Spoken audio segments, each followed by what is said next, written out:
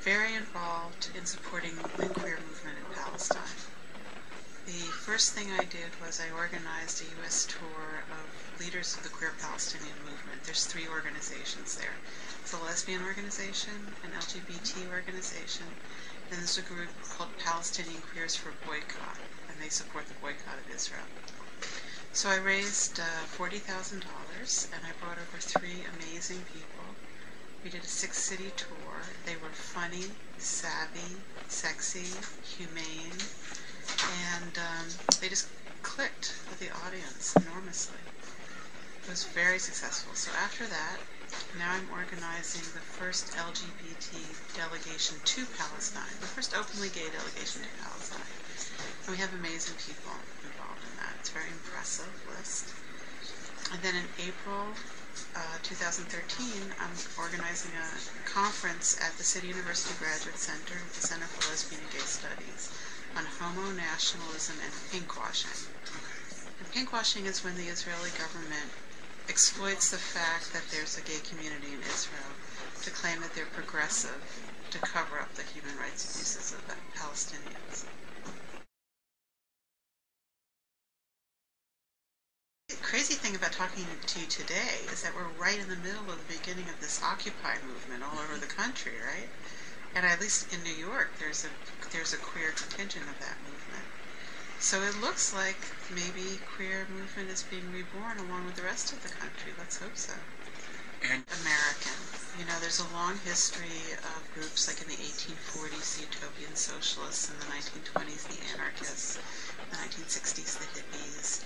And Occupy Wall Street is in that trajectory. It's people who want a total transformation spiritually, and they're not just about reform. So it's a very American tendency. Usually, those kinds of groups are part of larger coalitions. Like the hippies were part of the anti-war movement, but they certainly were not the anti-war movement. Because at some point, you have to look at concrete changes. But maybe that point may not be now. Well, The Mere Future is my 9th novel, and I noticed that a lot of people I knew were starting to speak in slogans and saying things that they had heard on television or saying things they had seen in advertising, and they weren't even aware of it, that it was taken over their language. And so I imagined a New York City about 15 minutes from now when every single person works in marketing.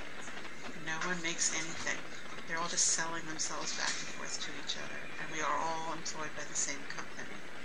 So that's where I started, and believe me, it was not hard to imagine what the rest of society would be like, since we're so close to that level. I mean, I wrote a book like this in 1992 called Empathy. It's like sometimes genre just doesn't do it. You just need to break down the walls of genre, and in this case, it was more, I wanted to do a kind of writing that would reflect the future instead of using language from the past to describe the future.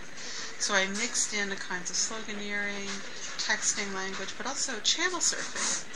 Because somehow with channel surfing you can tell in 1 or 2 words what's going on and what's going to happen.